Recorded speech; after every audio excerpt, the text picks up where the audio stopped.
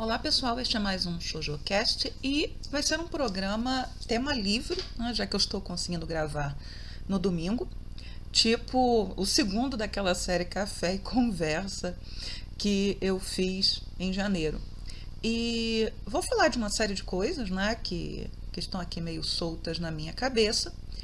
E se por acaso, né, como eu pretendo falar um pouquinho de Nina the Starry Bride, saiu um capítulo novo hoje, o último capítulo, eu vou sinalizar que é um spoiler e aí quem não quiser saber pode pular, né, até para não ter nenhuma surpresa que não queira saber, mas foi um capítulo 63, que a minha leitura me deixou um tanto quanto angustiada. Mas enfim, vamos lá. E se você quiser ficar comigo, o programa vai começar. No episódio passado, né, no último ShoujoCast, eu voltei a falar do Oscar e aí um amigo, Miguel, ele deixou, né, nos comentários sobre a questão dos recentes escândalos ligados ao filme Anora, especialmente ao seu diretor, né, o Sean Baker. E eu até tinha visto, mas quando eu gravei o programa, ainda não tinha nada de mais consistente, ou principalmente não havia a acusação de plágio. Né? Eu vou começar, né, até comentando a coisa. Né? Eu assisti a Nora, eu fiz resenha para o blog, eu acho um filme mediano, né? Como tantos outros que já ganharam o Oscar, não é algo que me surpreenda, né?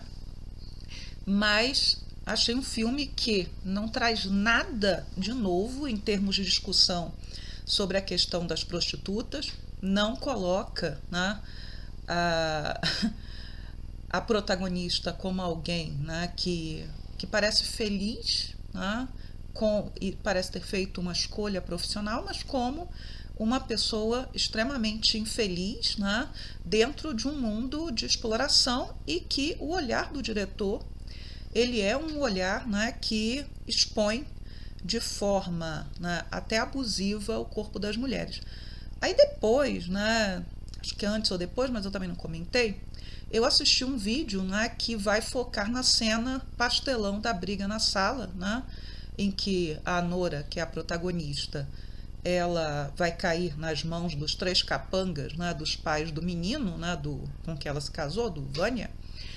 E os ângulos e tudo mais, né, sugerem um certo, né, erotismo ou erotização de uma situação de violência na qual três capangas, né, da máfia russa não são capazes de controlar rapidamente uma jovem mulher. Né. Houve toda uma discussão em cima dessa cena, né, que foi puxada inclusive por um texto que eu vou colocar no link que um amigo me passou, em que uma trabalhadora do sexo, né, que é assim que o Sean Baker chama, vai comentar o filme e vai dizer como aquela cena lhe causou uma tremenda angústia, porque ela, né, uma vez que ela estava atendendo um cliente num quarto particular, etc., aquele cliente a trancou e ela imaginou que poderia sofrer, né, alguma violência sexual. Essa cena parece que gerou uma grande controvérsia por conta dos ângulos e tudo mais, que ela seria muito mais uma brincadeira com algo que é muito sério, que seria a sugestão de uma situação de estupro. Eu não sei se eu chegaria a tanto, né? Mas o objetivo é apresentar, né, a protagonista como alguém que enfim, né, uma pessoa sem noção, uma pessoa descontrolada, uma mulher, né, nada, uma mulher descontrolada, histérica, que aqueles homens coitadinhos, aqueles capangas da máfia só queriam conversar com ela, né, fazer com que ela visse a razão. Mas aí eu me deparei com um vídeo, né, que tem o título que a Nora é o Green Book das mulheres, né. Para quem não lembra, Green Book foi o filme que ganhou o Oscar no ano de Infiltrados na Clã, que era um filme espetacular, né? E que fez com que o Spike Lee protestasse, inclusive, em que era toda uma discussão sobre o racismo no sul dos Estados Unidos, através da trajetória de um pianista negro e homossexual e do seu guarda-costas, né, numa turnê de shows pelo sul dos Estados Unidos na década de 1960, que era um filme todo feito sob a perspectiva branca para, né, de uma certa maneira, glorificar a personagem branca que se opõe ao racismo e que causou um quentinho no coração de muita gente que eu conheço, né? Mas inclusive a família do pianista, né, que era uma personagem real, não gostou nada do que viu em tela, né? Então, que a Nora seria essa visão, né, da questão da prostituição romantizada, com uma personagem, né, que não é aprofundada em nenhum momento, a gente sabe praticamente nada, né, sobre a Nora, a não ser que ela é uma competente, né, prostituta, ela é competente naquilo que ela faz, e que é, na verdade, né, uma dramédia romântica que, com um final infeliz. Houve quem comparasse com Uma Linda Mulher, e eu até coloquei na minha resenha, né, um link com Uma Linda Mulher, mas Uma Linda Mulher tem uma diferença muito grande em relação à Nora, que não é o fato somente de ser uma história idealizada, né, uma história feita, né, a ideia da prostituta Cinderela que encontra seu príncipe, mas o príncipe, né, no caso lá de Uma Linda Mulher, era um homem adulto. Podia ter os problemas que ele tivesse, mas era um homem adulto, era ele que controlava a sua vida, e em A Nora, o Vanya não controla a vida dele, ele é o garotinho da mamãe, né? O pai fica meio que de fora, sorrindo da situação e deixando a esposa bancar a megera. E isso também é uma estratégia, né, do filme, de colocar as personagens masculinas meio que como inofensivas e coitadas, né, porque certamente quem manda no império todo e quem dá as ordens sujas é o pai, mas ali ele deixa a mulher cuidar de tudo, assim como os capangas são incapazes de praticar qualquer violência mais explícita contra a protagonista. Mas enfim, né, já me estendi demais. Qual foi o escândalo, né? O Sean Baker, ele acabou, né, colocando em privado as suas contas em redes sociais, imagino que tenha sido o Twitter, né? Porque é sempre no Twitter que essas coisas acontecem, porque foi descoberto que ele seguia, né, perfis de extrema-direita e muitos perfis no Instagram também de pornografia. Um deles, né, que é famoso, já conhecia, né, que é o Babies of the IDF, né, que são as garotas, né, bonitas, sexualizadas e tal, as soldados, né, do exército israelense, que posam para fotos, e essas fotos são disponibilizadas lá, ou moças que supostamente seriam soldados do exército de Israel. Seguir essa página não torna ninguém apoiador de Israel, mas até de sionista, ele começou a ser chamado, etc., ele colocou em privado. Então, assim, vou ser muito franca, né? Seguir perfis de extrema-direita, ou seguir perfis de extrema-direita não representa em si mesmo um problema, porque provavelmente todos os aquelas pessoas que produzem conteúdo dentro da esquerda, ou daquilo que se chama de ala progressista, seja lá o que for, eles fazem isso para ter material para comentar nos seus vídeos políticos, né? Inclusive, volta e meia, algum deles, eu estou falando dos brasileiros, né, aparece dizendo que foi bloqueado por um determinado perfil de extrema-direita, mas eles devem ter perfis reservas para seguir, ou recebem de pessoas que seguem esses perfis. Então, até aí, seguir. Agora, dar like, comentar, repassar, apoiar, isso é um indicativo de alguma coisa. Essa é a minha posição. Quanto aos perfis de pornografia, né, não me surpreende de pornografia ou de mulheres em situação sexualizada, porque a Nora é muito isso, né? É muito uma questão da exposição do corpo feminino e de um corpo aos pedaços, né? É aos pedaços que a gente vai vendo a Nora e suas colegas de trabalho lá no início do filme, enquanto você não faz a mesma coisa com os homens em momento nenhum. Então, assim, não me surpreende. A outra acusação é uma acusação mais séria, que seria uma acusação de plágio feito, né, por uma mulher, né, chamada Emily Warfield, ou assim ela se identifica no Blue Sky, dizendo, né, que ela teria alguns anos atrás apresentado, em 2016, apresentado para o Sean Baker, né, que na época já era, né, um diretor conhecido, né, de filmes independentes, né, ele é uma estrelinha nessa área, um projeto, né, no qual ela pretendia trabalhar com a questão da prostituição, de como as mulheres, né, que estão neste meio, né, vivem, etc., chamado The Skill Set. Então ela mandou para ele esse projeto, ela mandou para ele o piloto, ou um piloto, né, meio raw, meio cru, né, que ela teria feito. Ele não deu retorno, ou não trocou muitas ideias com ela, né, porque ela queria a opinião dele sobre o roteiro.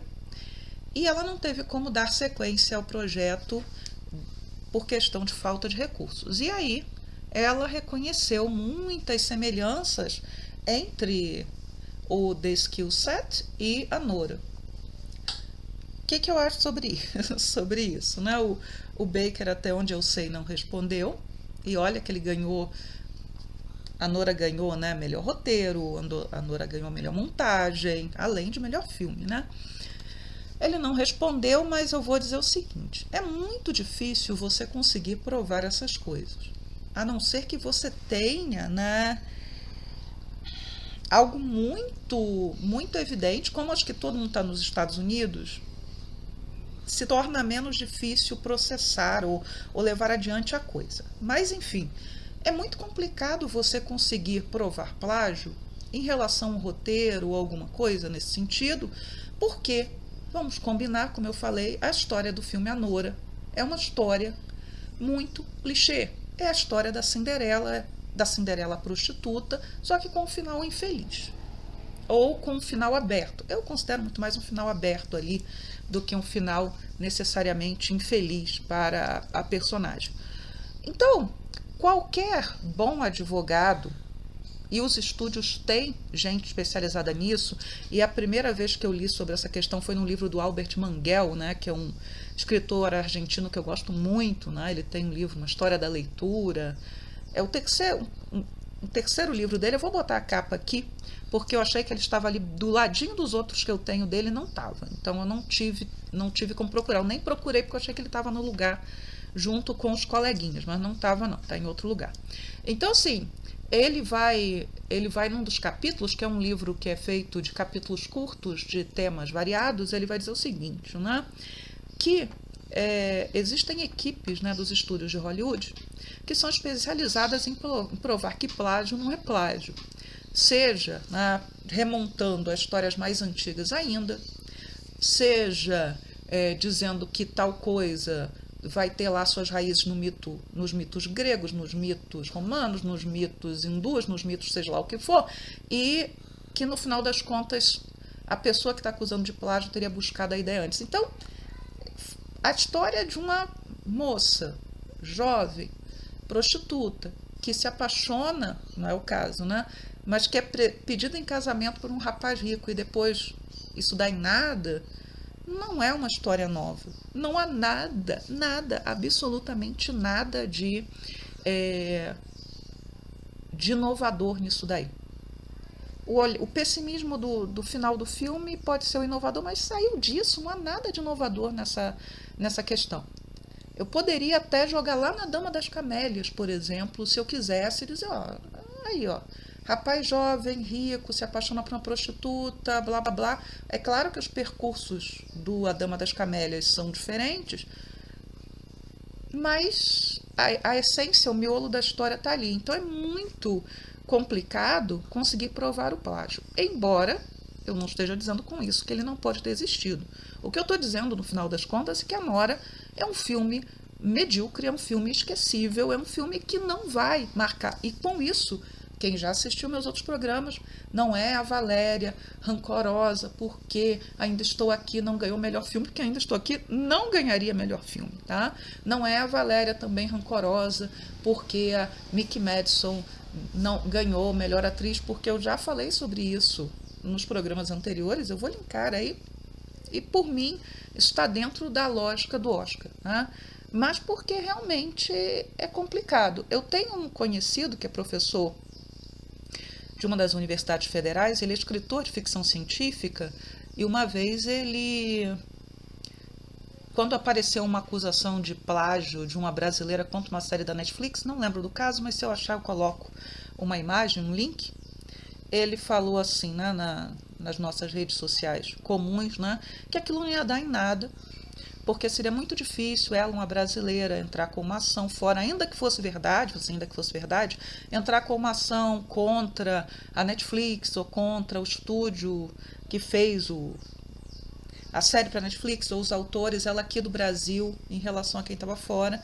E aí ele levantou, né, que ele tem certeza que um dos seus livros de ficção científica, de contos, foi lançado no Brasil, acho que no início do século XXI, na primeira década, ele teria sido plagiado pela série Ministério do Tempo, que é uma série espanhola, que estava disponível na Netflix até algum tempo atrás, não sei se ainda está, em que você tem agentes, né, agentes temporais que viajam através de portais, né, que são controlados pelo governo da Espanha, isso desde a Idade Média. Então, uma rede de portais, porque existem viajantes no tempo que tentam prejudicar os eventos chaves da história da humanidade. Então, esses agentes, eles estariam aí circulando para tentar neutralizar essas ameaças.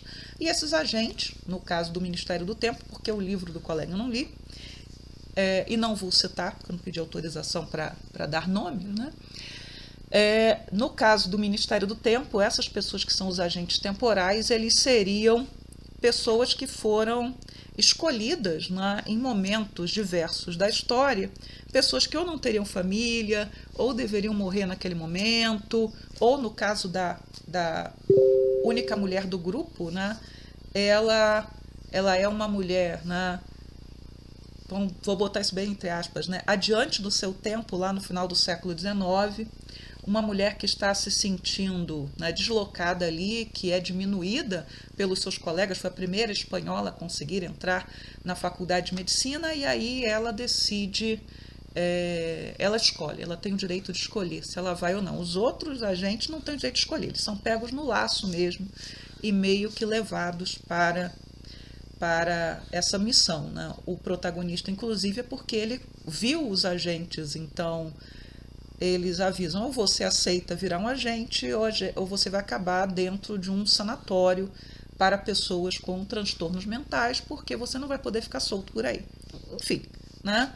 Então, o que eu estou dizendo, já me esticando demais, é que é muito complicado provar plágio, seja porque há muitas histórias que têm um ponto de partida semelhante, desenvolvimentos semelhantes, porque a gente está exposto muitas vezes às mesmas leituras, aos mesmos programas de televisão, dentro do mesmo caldo cultural. A questão para mim sempre, né, porque eu até falo, é como é que você desenvolve a história, mais do que o ponto de partida da história. Então, assim, se for verdade, eu espero que a coisa evolua para que a Emily Wakefield, né, acho que é isso, acho que até fechei aqui a página onde eu estava lendo a notícia, que ela possa provar que efetivamente ela foi lesada, mas eu acho muito difícil, Agora, o que eu sei com certeza é que havia filmes muito melhores do que a Nora para serem premiados, que mereciam muito mais, inclusive em roteiro, montagem, etc., e que saíram sem nada, mas como eu acompanho o Oscar há bem mais de 20 anos, não me surpreende, não estou nada surpresa com o que aconteceu. Agora, se esse filme A Nora tivesse sido feito por um diretor negro, por uma diretora mulher, isso daí nem indicado seria, entendeu? Nem indicado seria, isso é certeza, tá? Certeza absoluta. Agora eu vou começar a falar de Nina. Essa primeira parte, ela não há spoiler, né, nessa parte que eu vou falar, não.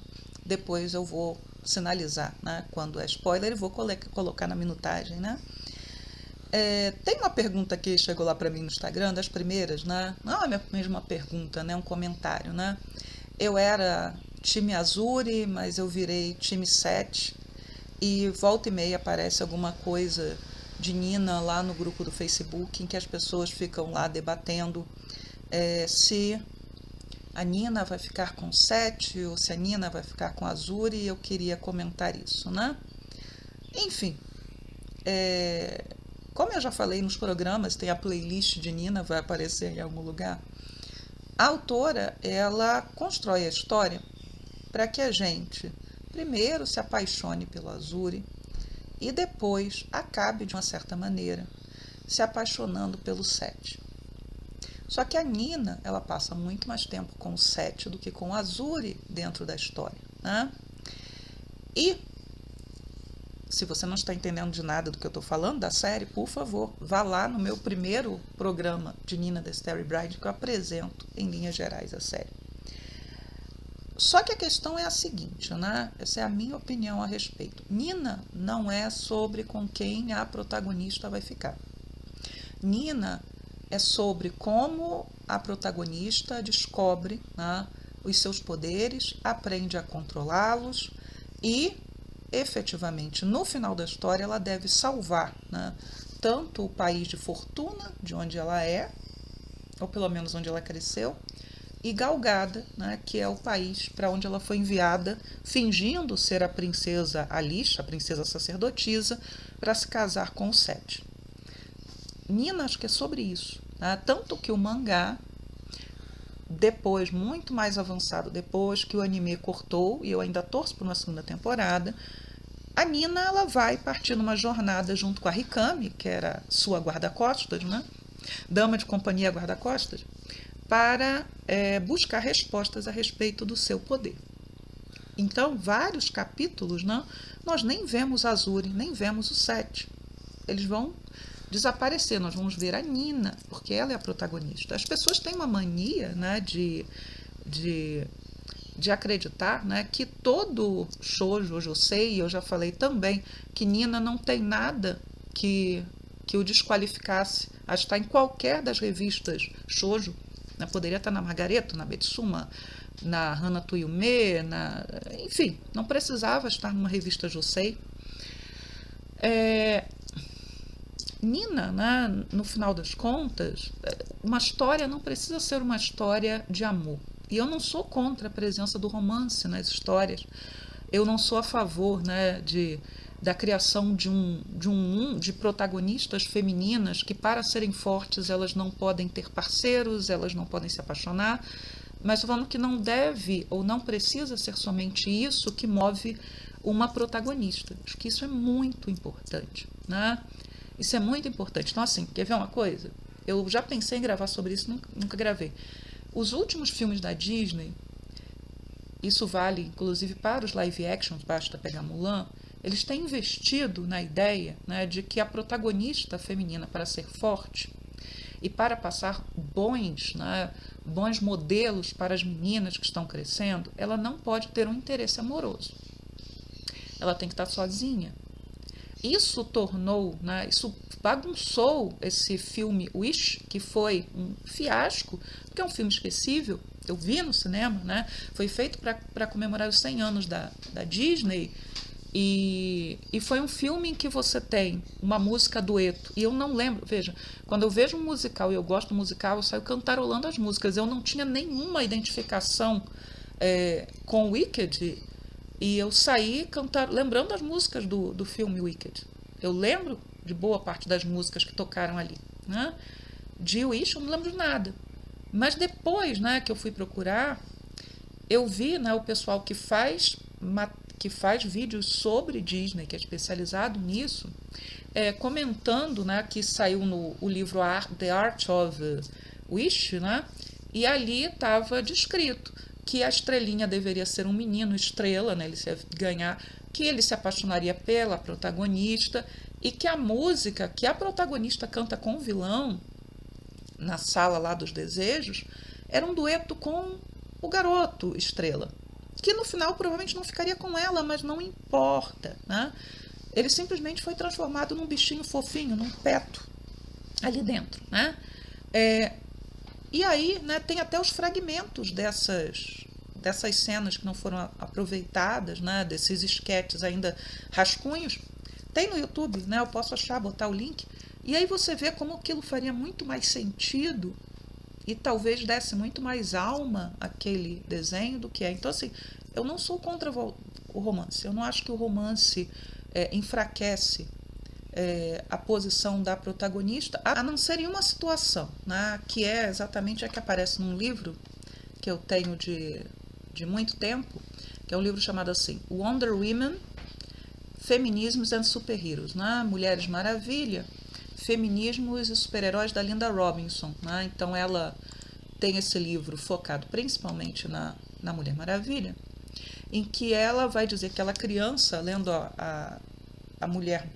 os quadrinhos da Mulher Maravilha, ela pulava as cenas de romance dela com lá o piloto, né?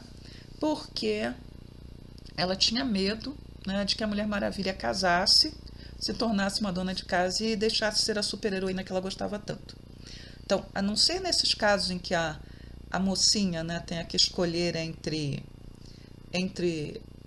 ser a mocinha, né, seja lá destemida, com qual função ela tenha, e ser a mãe e a esposa, seja lá o que for, eu não tenho problema nenhum com isso. E se estiver numa história, eu simplesmente vou fazer os comentários e as críticas devidas. Então, eu não vejo isso como problema. Então, assim, pensando Nina, eu não vejo Nina como uma história centrada no romance, mas no crescimento pessoal da Nina e como ela vai salvar todo mundo no final, inclusive assumindo aí talvez um papel de messiânico. E aí nós temos uma questão importante. Eu só consigo antever 3 caminhos para a Nina no final, né? 3 caminhos? Tá, vamos lá. Um caminho seria a Nina salvando Fortuna, Galgada, salvando todo mundo e sendo alçada a uma posição quase que de divindade, o que inviabilizaria que ela ficasse com qualquer um dos 2 rapazes, Sete ou Azuri. A outra possibilidade seria a guerra terminando, Nina salvando, né, a situação e ficando com o Sete e o Azuri seguindo o caminho dele como rei de Fortuna. Seria uma outra possibilidade.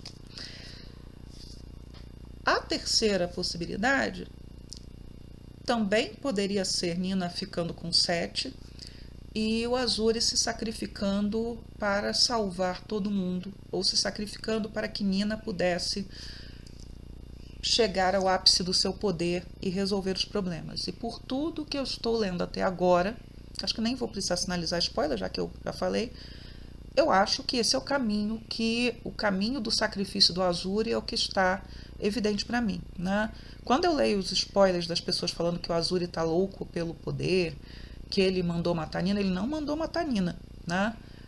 Ele, quando abre o episódio 1, isso não é um spoiler, né? E abre o mangá, Nina está dizendo que ela está sendo condenada à morte novamente, porque quem está morrendo, na verdade, é a Lixa, né? Primeiro, Nina teve que morrer simbolicamente para que a Lixa pudesse existir. Depois, Nina tem que morrer, mas porque ela seria a Lixa falsa dentro do momento que a história está. Isso é descoberto. E o Azuri se faz de vítima, né?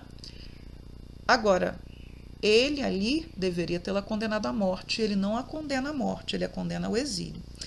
Então, assim, o que eu estou dizendo é o seguinte.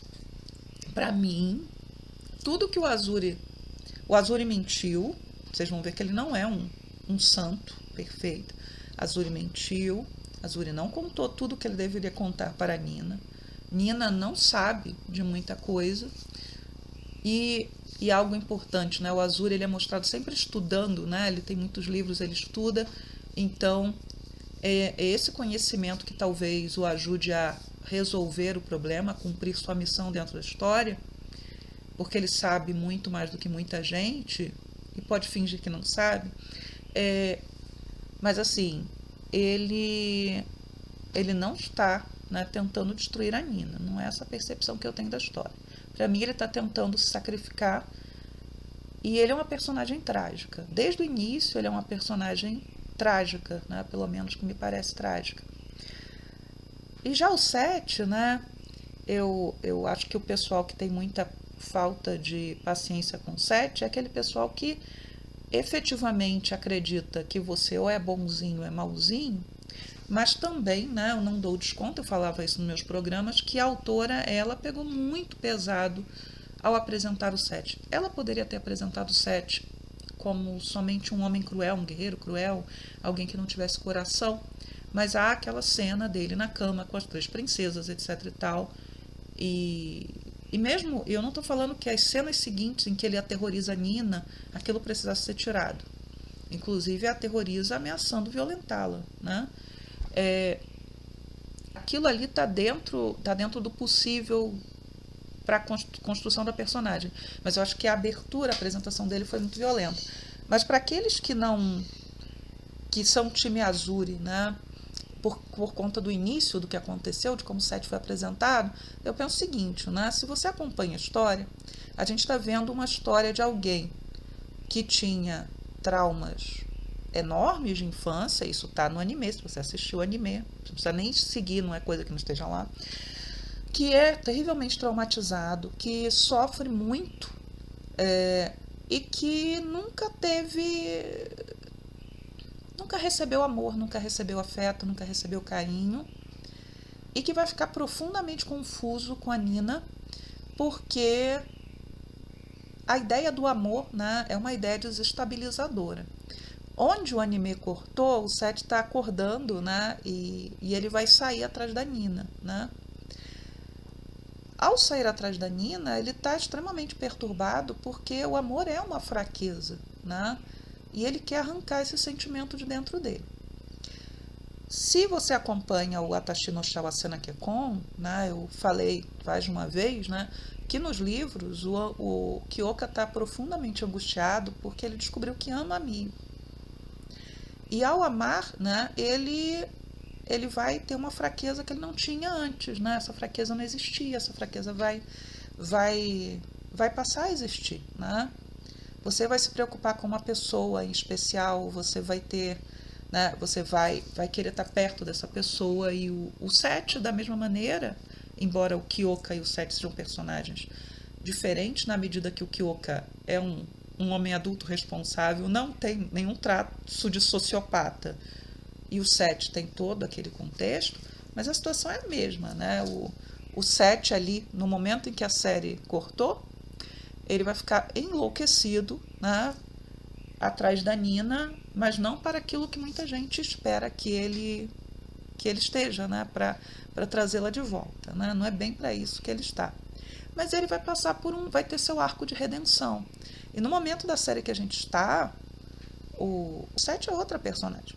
Não no sentido dele ser descaracterizado, mas porque ele teve crescimento, ele se modificou, ele entendeu o sentido da palavra consentimento, né? Que é muito importante.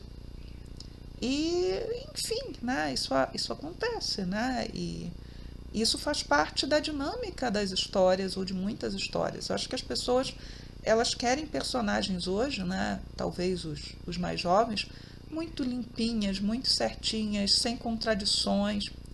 E daí, né, eu até deveria cortar, né, mas é tema livre, né?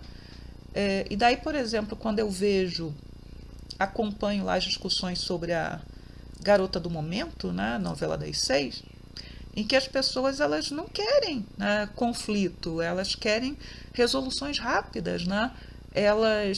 Nós temos, por exemplo, uma situação que eu já conversei em um programa passado, em que você tem dois adolescentes homossexuais no final da década de 1950, e as pessoas não querem, né, que em nenhum momento eles tenham que bater de frente com uma personagem que é considerada boa, que possa demonstrar homofobia, quando, veja só, ainda que a autora queira mostrar um Brasil que é o nosso, em que existe homofobia, em que existe racismo, etc., machismo, seja lá o que for, mas que as resoluções possam ser mais positivas do que seriam efetivamente naquele momento, ou seja, uma visão idealizada do passado, uma visão, né, mais palatável para quem está no presente, é preciso colocar, estabelecer que a homofobia, assim como o racismo, assim como a misoginia, ela é estrutural. Então, mesmo uma personagem boa pode ser homofóbica mas a autora poderia usar isso para explorar a possibilidade de fazer com que aquela pessoa entendesse a sua homofobia e superasse a sua homofobia. E a novela não está fazendo isso. Só os maus são homofóbicos. Então, assim, eu prefiro personagens complexas, né? Quando eu conheci o Sete me parecia horroroso, né? E ele era horroroso, mas ele está mudando. E ele continua sendo o grande guerreiro que ele é, né? E no capítulo 63, estamos na antecipação da guerra, do confronto entre o exército de Galgada e o exército de Fortuna. A guerra vai acontecer. Eu não sei o que vai ocorrer daí, né? Mas eu sei que antes de ir para a batalha, o Sete olha para as estrelas, olha para o céu e pensa na Nina, né? O Azuri também pensa na Nina, mas a forma como os dois lidam com a questão é diferente, né? É diferente. Então, assim, se uma personagem ela não evolui, né? Nesse sentido de do pior para o melhor, se ela não tem contradições, se ela não passa por obstáculos, se tudo tem que ser rápido, a jato, a gente vai ter histórias cada vez mais vazias e fracas. E eu não estou justificando, né, histórias que, até porque eu já falei de Anora, né, lá comecei falando disso, histórias que glorifiquem a violência contra as mulheres ou que objetifiquem as mulheres. Eu não estou falando de nada disso. Eu estou falando que as histórias precisam ser complexas e as personagens, a não ser que você queira um mundo de fantasia absoluta, elas não podem e nem devem ser perfeitas, né? A não ser que seja assim, né? Um material que eu nem diria que é material para criança, né? Porque eu duvido que gente que produz material que seja para criança, gente boa que produz, tipo Hayao Miyazaki, vai concordar que eu tenha que colocar coisas esquemáticas, simplificadas, ou é preto ou é branco. Isso me parece umas coisas, né, de moralistas norte-americanos e daquele pessoal reacionário mesmo, né, que quer que esteja ali dentro dos materiais, as coisas muito certinhas, quais serão os valores que o Ocidente, seja lá o que for, defende, ou de pessoas pseudo-progressistas que querem que tudo seja desprovido de violência, de sexo, seja lá o que for, e que as histórias sejam somente uma celebração festiva da diversidade, sem mostrar os obstáculos a se superar e muitas vezes distorcendo o passado, né? Distorcendo e esquecendo as lutas, né? que foram tantas para que a gente pudesse tá aqui, né? Falo das minorias políticas e das minorias, né, representativas, no final das contas, mulheres, negros, LGBTQIAPN+, e por aí vai, né? Então eu tenho, né, um problema com isso, né?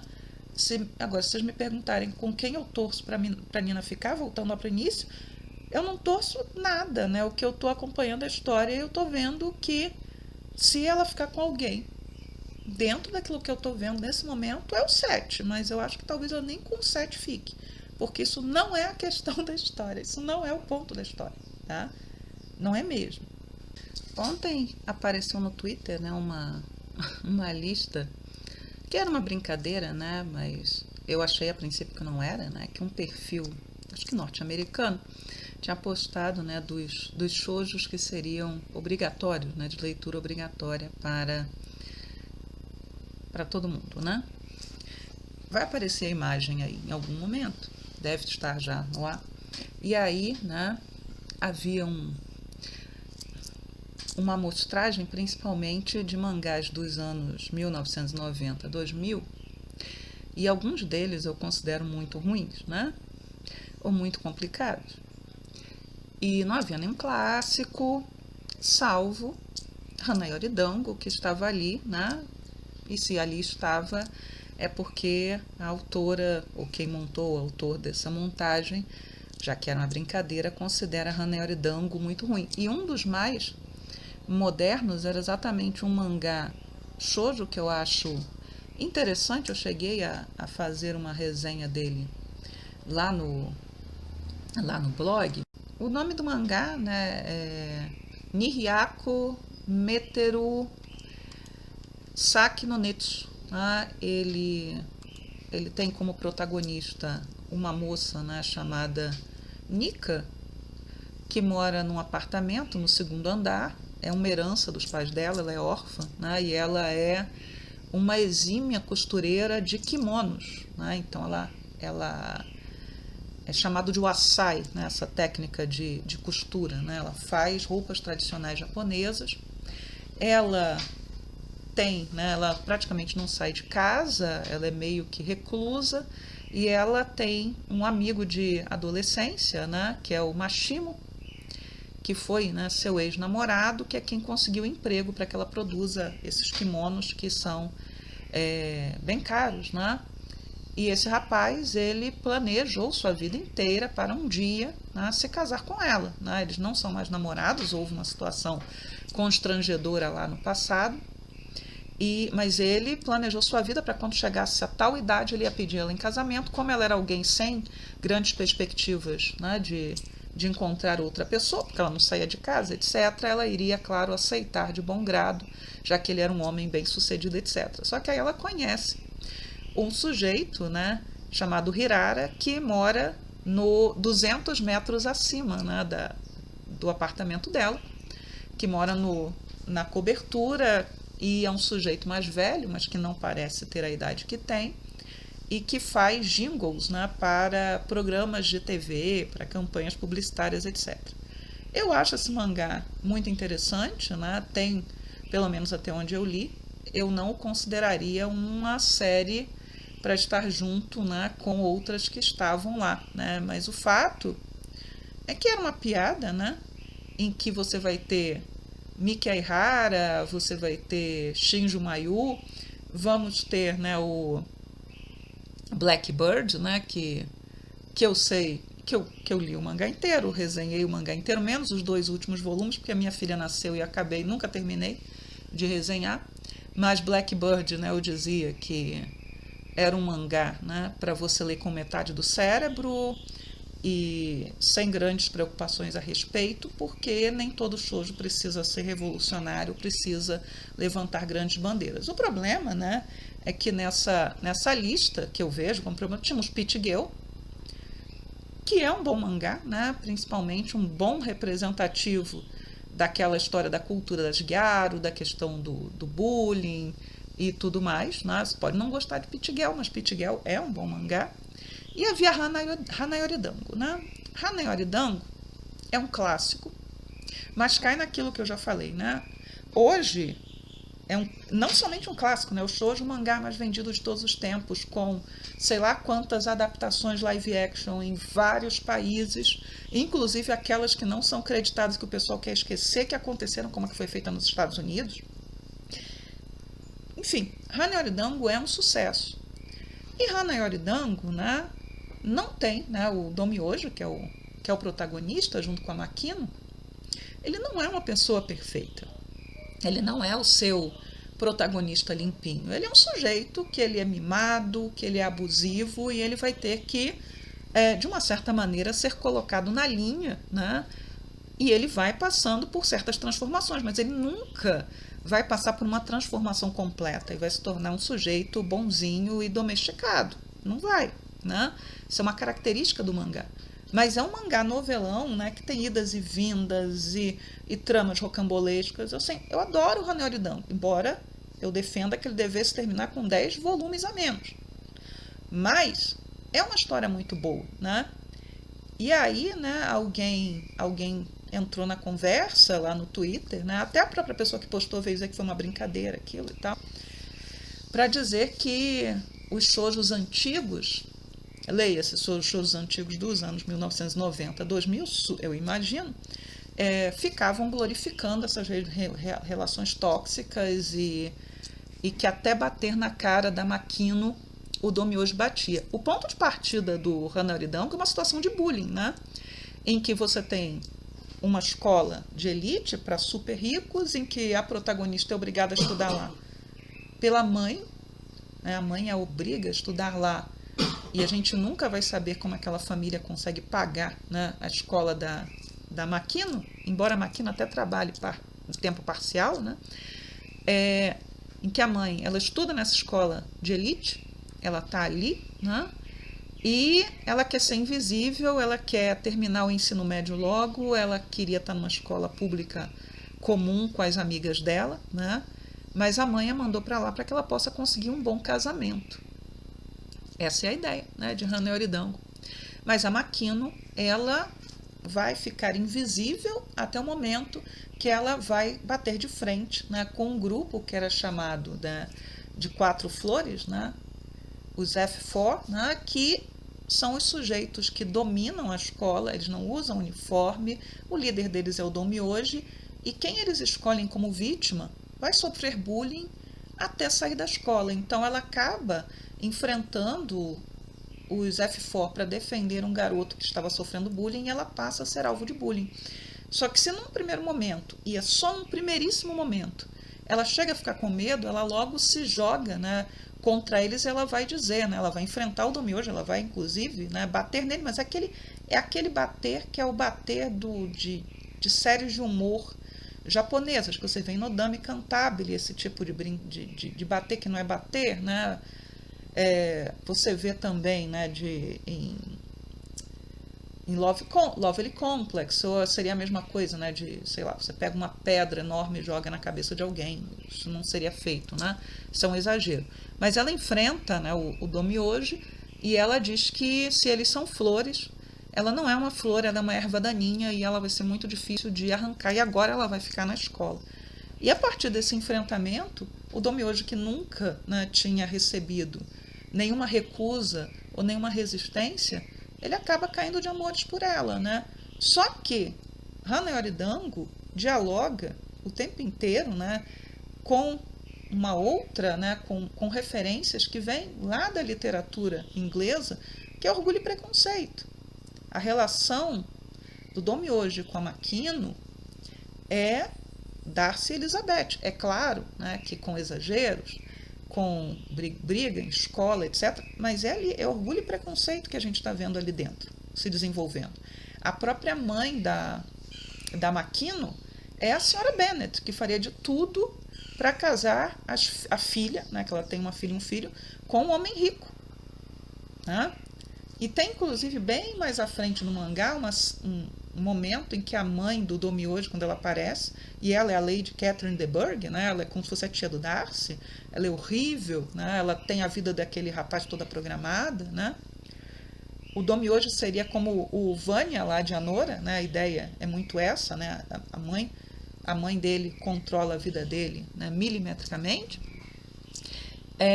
O que acontece? Ela vai à casa da Makino para oferecer dinheiro, para oferecer alguma compensação para que a Makino saia da vida do filho dela, né?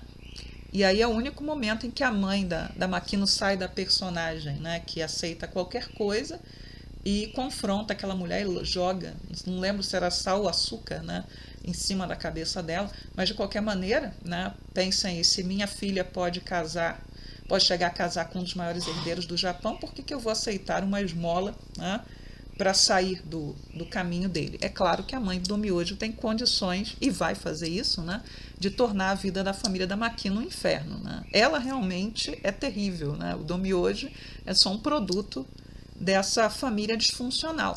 Mas o que eu estou falando? Né? Eu gosto muito de Hannah Oridango. Isso não quer dizer que Hannah Oridango seja uma história perfeita. Mas nenhuma história precisa ser perfeita. Ela precisa ser emocionante, ela precisa se desenvolver, né? Ter personagens que te cativem, que te mantenham ali, né, com a sua atenção presa. E é possível fazer uma série de discussões a partir de Hannah Oridango. E eu conheço, né, tenho um amigo, o Vitor, que ele falava que quando ele teve contato lá na adolescência com Hannah Oridango, ele conseguiu, né, de uma certa maneira, através da leitura do mangá, enfrentar, né, consolo para enfrentar situações de bullying que ele sofreu na escola. Então, assim, Hannah Oridango não é um mangá qualquer. Não é um mangá que você vai colocar junto com Hot Gimmick, com Soul Bad, que é ambos da Miki Aihara, né, que meio que fazem, né, que mostram uma violência festiva contra as meninas, né, travestida de afeto, travestida de amor. Não é a mesma coisa, né? Não é por aí que a coisa caminha, né? Então, assim, né, mas veio uma pessoa lá no Twitter dizer que em Hanayoridango era isso, né? Era um representativo dessas séries que glorificavam a violência contra as meninas e esses relacionamentos abusivos. E que o Domiojo dava um tapa na cara da Makino. Aí eu falei, tapa na cara eu realmente não lembro. Eu não lembro, mas é possível que isso tenha acontecido num determinado momento, já nos volumes mais à frente, quando ele acredita que foi traído, ele não foi traído, ele dá um chilique lá, que é um momento bem dramático da história. Mas eu falei, olha, tapa na cara não tem, mas tentativa de estupro eu lembro que tinha, né? Mas que não se concretiza, né? Porque Hanayoridango é muito, muito coerente ao apresentar isso. Estupro não tem a ver com sexo nem com desejo, tem a ver com demonstração de poder. Então é naquele momento em que o Domiojo ainda acredita que ele tem que submeter a Makino à sua vontade. E aí no meio do caminho, e no anime mudaram a sequência, ele entende que o que ele está fazendo é muito errado. E ele nunca mais vai tentar fazer nada parecido com isso. Nada que chegue perto disso. Lembra que eu acabei lá, falei, né, assim, a personagem evolui.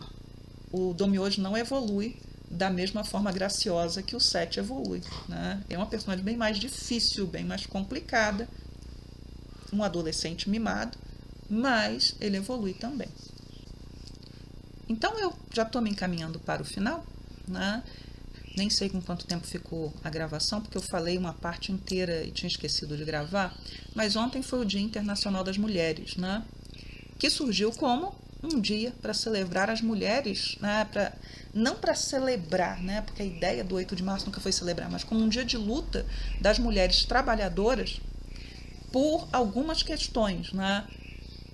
Redução da jornada de trabalho, que na época chegava a 12, 14 horas, porque as primeiras comemorações do Dia das Mulheres foram nos Estados Unidos, em 1909, né? E elas estavam ligadas exatamente a essa questão: redução da jornada de trabalho, melhores condições de trabalho mesmo, no ambiente industrial, na fábrica, porque eram mulheres operárias, e pela questão do direito de voto, né, que é muito importante. Agora, a data, né, do Dia Internacional das Mulheres, ela vai ser proposta em 1910, né, por uma feminista importante alemã e socialista chamada Clara Zetkin, né, e a partir, né, de 1911, em vários países a data passou a ser comemorada, até culminar com a greve em 23 de fevereiro feita pelas mulheres na Rússia czarista, né? Pedindo essas coisas todas, mas pedindo também que a Rússia saísse da guerra, pedindo pão. Isso foi em 23 de fevereiro, que na Rússia se utilizava o calendário juliano, e nós, né, o resto do mundo praticamente inteiro, né, desse mundo, Europa, América, etc., utilizava o calendário gregoriano, e no calendário gregoriano era o 8 de março, né, depois da Revolução Russa, que começa 4 dias depois desta greve ter sido iniciada. A Rússia adota o calendário gregoriano também. Então, o que acontece? 8 de março passa a ser o Dia Internacional das Mulheres. No Brasil, as primeiras comemorações foram lá em 1932. E feitas também por mulheres trabalhadoras, socialistas, e 32, no caso do Brasil, foi o ano que as mulheres conseguiram finalmente o direito ao voto, né? Saiu o Código Eleitoral de 1932, concedendo o direito ao voto não para todas as mulheres, mas também, né, a luta continua e você ainda tem, né, outras coisas a obter dentro da questão do voto. Mas, enfim, né, o Dia Internacional das Mulheres surge como um dia de luta das trabalhadoras. Né, você vai encontrar em vários lugares a questão da memória de operárias que tinham morrido em incêndios nos Estados Unidos, provocados pelos patrões, porque elas estavam em protesto. Mas isso é uma questão em disputa. O fato é que você tinha a organização das mulheres pedindo por direitos, por cidadania, por melhores condições de trabalho, etc. E é daí que nasce o Dia das Mulheres. Não é necessariamente, né, de uma celebração de uma feminilidade que vai, né, se desdobrar nessa história de bombom, de florzinha, etc., nos outros 365 dias do ano, você tem exploração, humilhação, etc.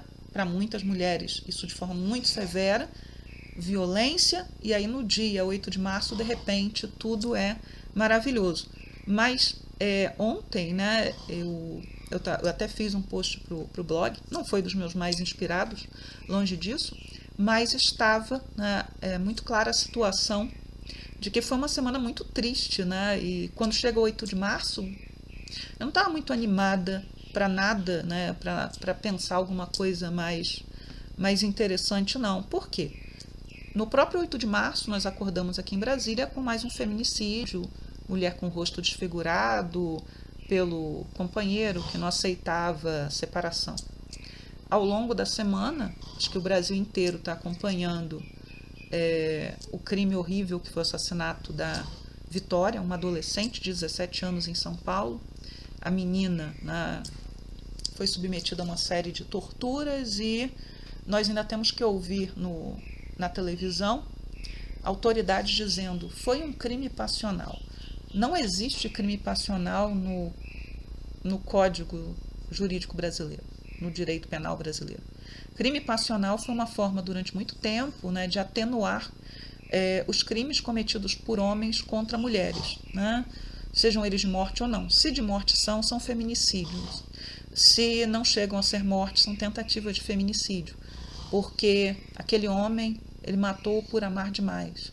Ou aquele homem matou por ciúme. Ele não estava no gozo das suas faculdades mentais.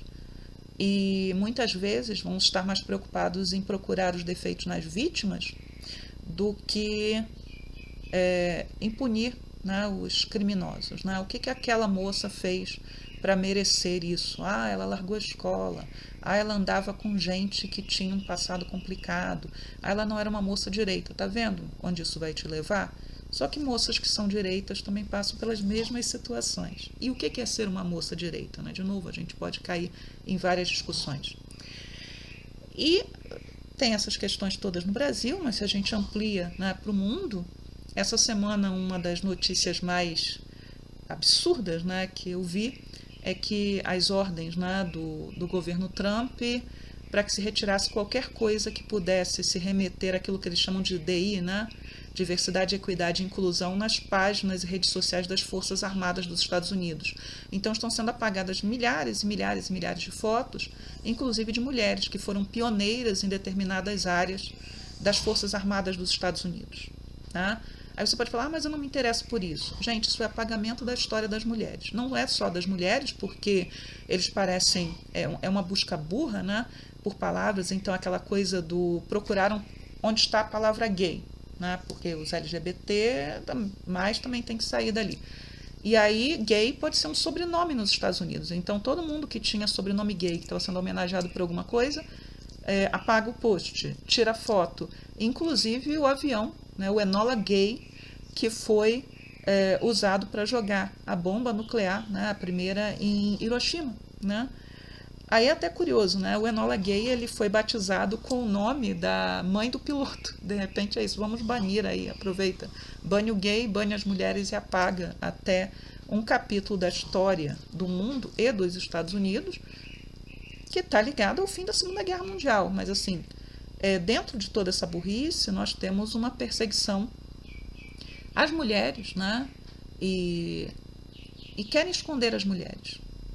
Esconder as mulheres e aquilo que as mulheres fizeram na ciência, nas Forças Armadas, na política. Aí daqui a 10 anos, 15 anos, vai ser muito difícil você fazer as buscas e fazer as pesquisas históricas e essas mulheres não vão estar lá e aí essas mesmas pessoas ou seus filhotes vão dizer mas elas não estão porque elas nunca fizeram nada.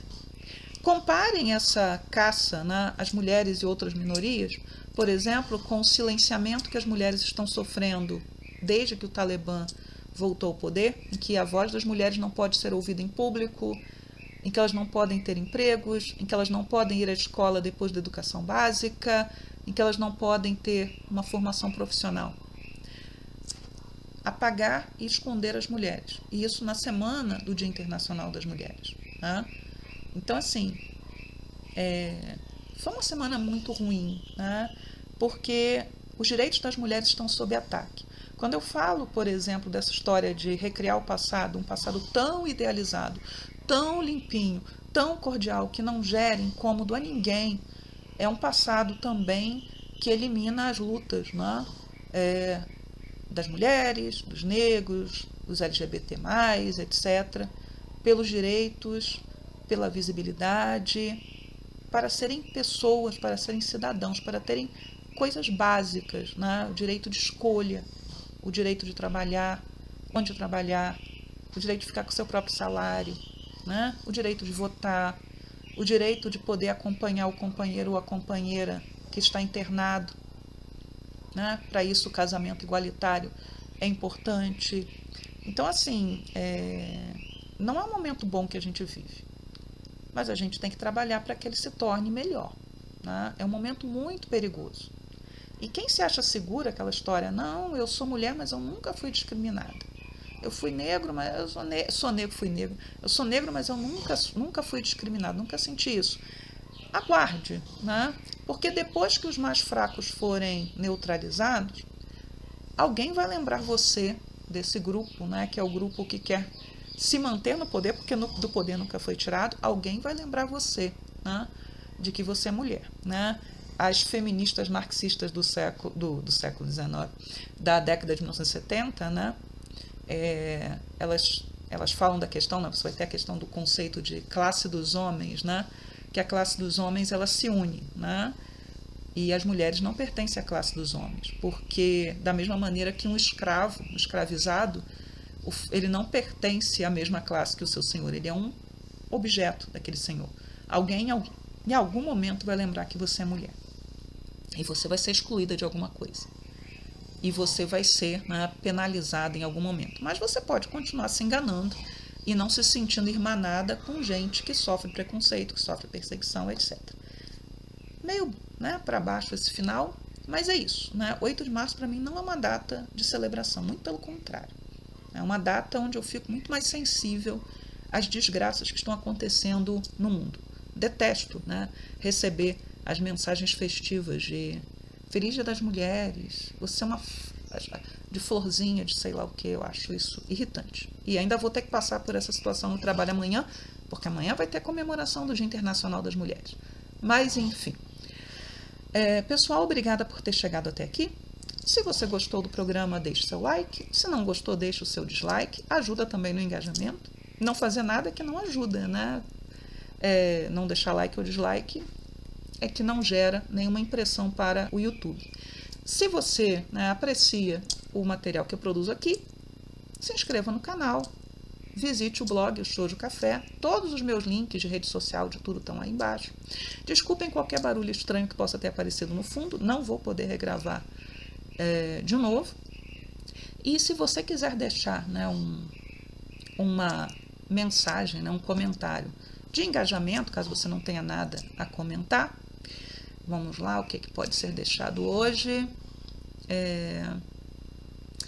Então, deixe, por gentileza, Hana Yoridanko, tá? Ou Hanadan, H-A-N-A-D-A-N, né? Que é o apelido desse mangá, que eu gosto muito e que não é perfeito, e que tem um monte de defeitos, e que tem uma barriga enorme, como a maioria, né? É um novelão, mas que é fundamental. Esse sim, né, é uma leitura fundamental para você entender o shoujo escolar e as possibilidades que ele tinha lá na década de 1990 e como o shoujo escolar, né, ou shoujo, dialoga com obras da literatura ocidental como Orgulho e Preconceito. E quando eu fizer um novo programa desse de tema livre, eu vou falar, né, dos 250 anos, né, de nascimento de Jane Austen, porque alguns das séries que são comemorativas já estão estreando na Inglaterra, vão estrear nos Estados Unidos, e eu preciso comentar um pouquinho sobre isso. Então, por enquanto é só. Tchau, tchau para vocês, e essa semana tem o programa comentando o episódio Watashi no Shell Asena Kekon. Como vocês veem, eu não vou operar catarata tão cedo, vou ter que refazer todos os meus exames, ou praticamente todos os meus exames. Então é isso, pessoal. Tchau, tchau, e até a próxima.